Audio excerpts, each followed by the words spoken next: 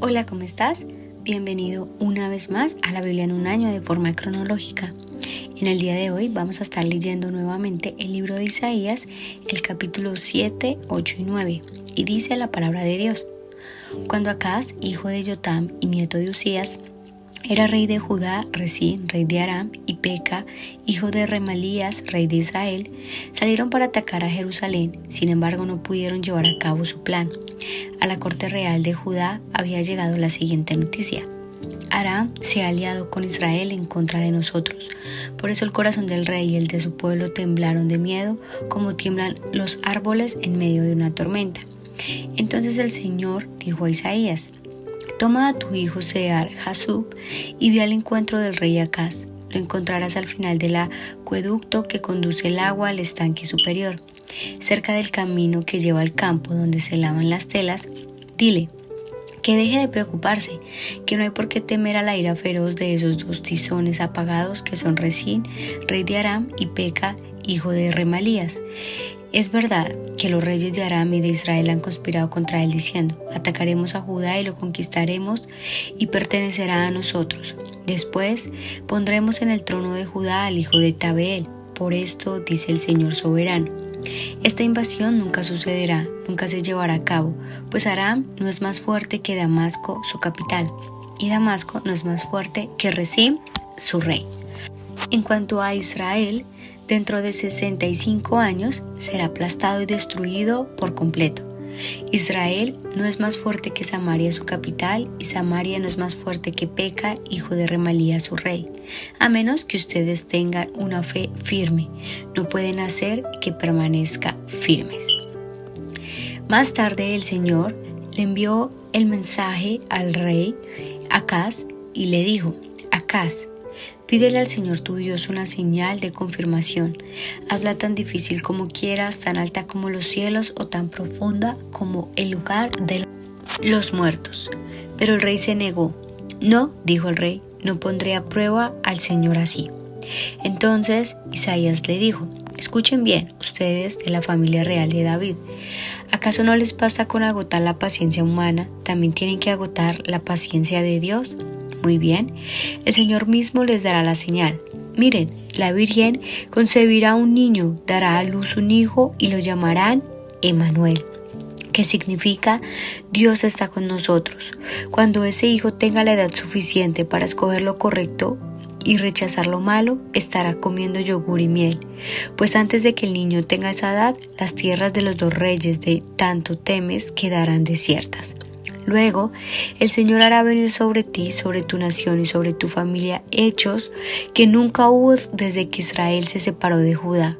Pondrá al rey de Asiria en tu contra. En ese día el Señor llamará con un silbido al ejército del sur de Egipto y al ejército de Asiria.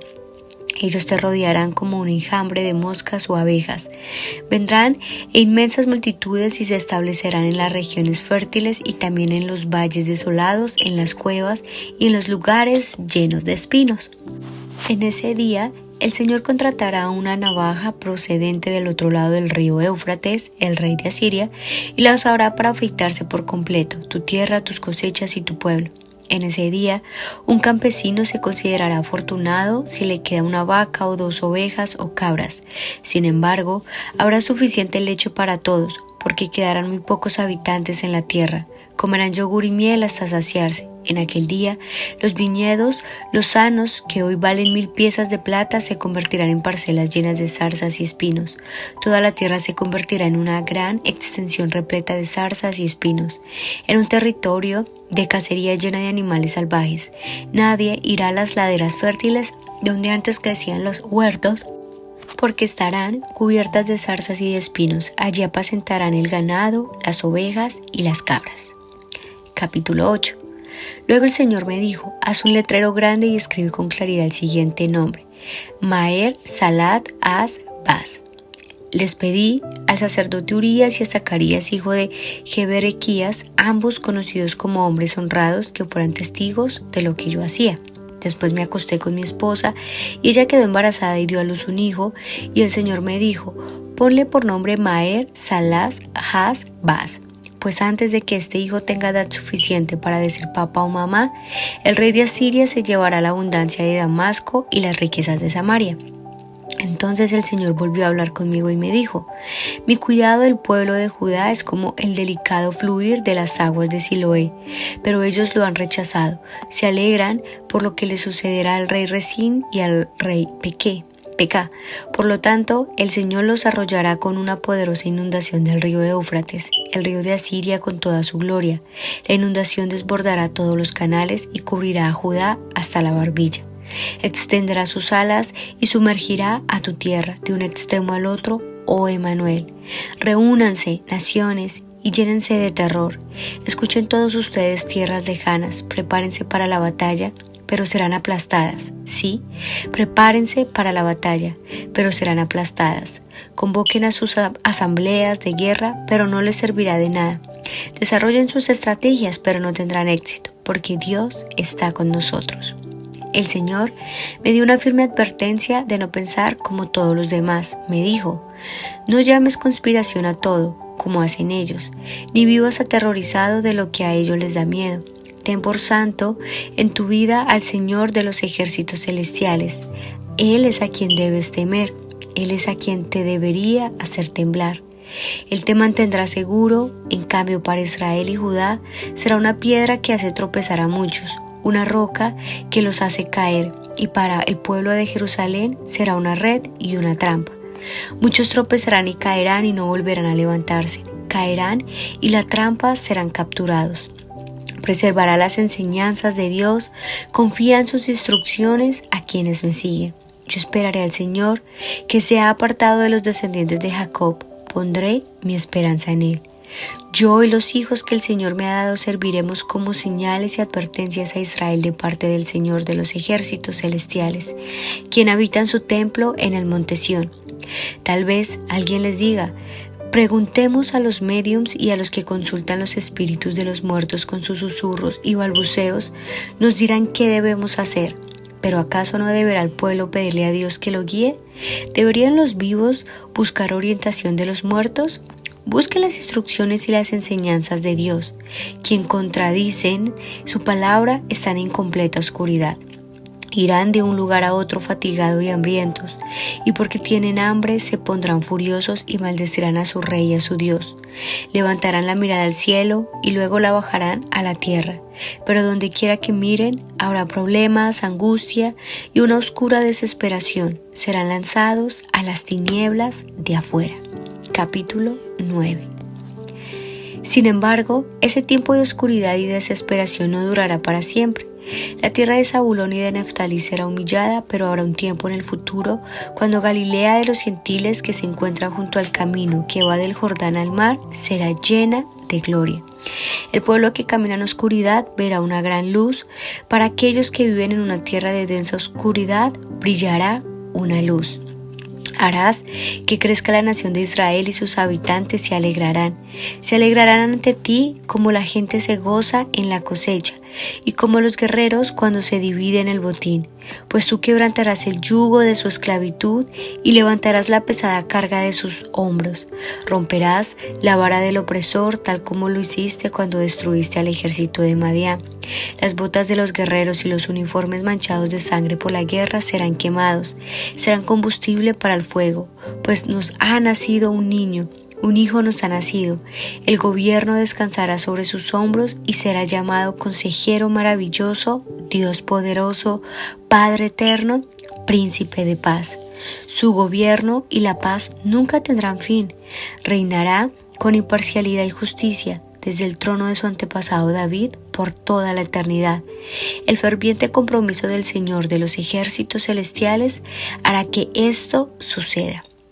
El Señor se ha pronunciado contra Jacob, su juicio ha caído sobre Israel, y los habitantes de Israel y de Samaria, quienes hablaron con tanta soberbia y arrogancia, pronto se enterarán. Decían: reemplazaremos los ladrillos rotos de nuestras ruinas con piedras labradas y volveremos a plantar cedros donde cayeron las higueras sicomoros.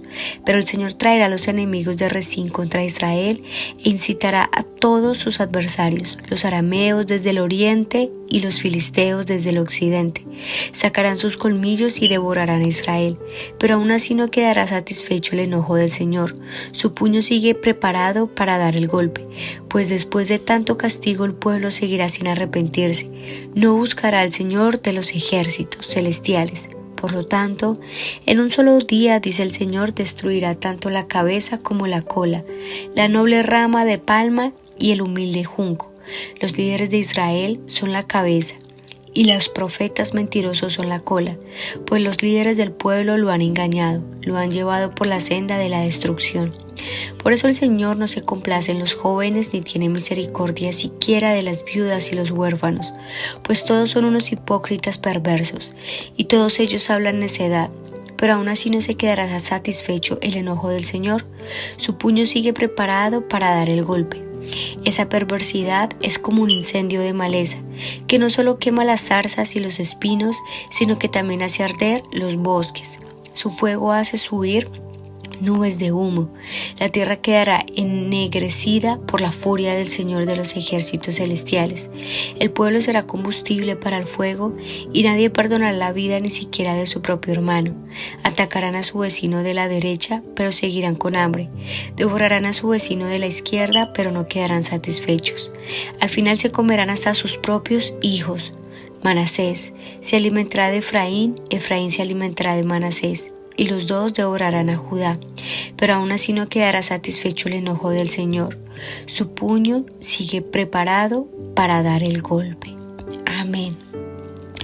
Bueno, en esta lectura la retomamos porque quedamos como había terminado la vida del rey Acaz, del rey Jotam, y vemos precisamente cómo ellos permanecían en su pecado, y vemos por otro lado esa guerra que se quería levantar una vez más, pero en medio de las guerras, en medio de cómo se estaban preparando para atacar un ejército al otro, vemos algo nuevo, y es cómo empiezan a aparecer las señales del Mesías. Entonces hay algo importante, y es que cuando el Señor le envió el mensaje al rey Acaz y le dice: Acaz, pídele al Señor tu Dios una señal de confirmación, hazla tan difícil como quieras. Sin embargo, el rey se negó y dice: no pondré a prueba al Señor. Y es por esto que Isaías dice: escuchen ustedes, el Señor mismo les dará una señal. Y esto lo hemos leído mucho, quizás tú lo has leído en los evangelios, y es que dice: la Virgen concebirá un niño que será Emmanuel, será llamado Emmanuel. Y empezamos a ver, como lo decíamos al principio de este libro, porque este libro nos da tantas señales acerca del Mesías, y vemos que es así tal cual. Y luego notas en el capítulo 8 acerca de la futura invasión de los asirios. Entonces, como Urias y Zacarías, ambos conocidos como hombres honrados, como lo dice su palabra, que fueran testigos de lo que yacía, de lo que estaba sucediendo. Entonces el Señor hace un llamado a confiar en Él, y les dice: ustedes no deben temer a esos ejércitos que los quieren atacar, que les quiere hacer daño.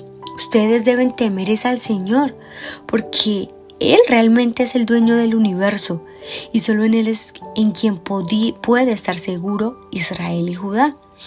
Sin embargo, aunque el Señor claramente indica que preservará sus enseñanzas y que si confían en sus instrucciones, el Señor va a estar ahí. Si colocaban su esperanza en Él, y también creo que es un mensaje para nosotros, como en medio de las situaciones o en medio de lo que se levante a nuestro alrededor, el Señor siempre nos hace ese llamado a confiar en Él. Entonces, luego de esto, me llama mucho la atención lo que dice precisamente Isaías 8:20. Dice: busquen las instrucciones y las enseñanzas de Dios. Entonces, una vez más vemos cómo podemos encontrar la confianza por medio de sus palabras. Entonces, en el capítulo 9, aún en medio de la oscuridad, de la desesperación, aún en medio de todo esto que pasa, una vez más vemos una gran señal. Y es el futuro donde en Galilea se encontrará precisamente una señal de oscuridad pasará a la luz. Entonces notamos que Galilea se nos relaciona mucho con Jesús y vemos precisamente cómo el pueblo que caminaba en la oscuridad verá una gran luz, haciendo referencia a Cristo. Entonces, aún en medio de tantas situaciones, vemos cómo dice que este gran Mesías va a quebrantar el yugo de la esclavitud, levantará esa pesada carga de los hombros del pueblo de Dios. Vemos cómo una vez más dice que ha nacido un niño y él gobernará por toda la eternidad y será llamado Príncipe de Paz. Entonces, esto era una esperanza para Israel.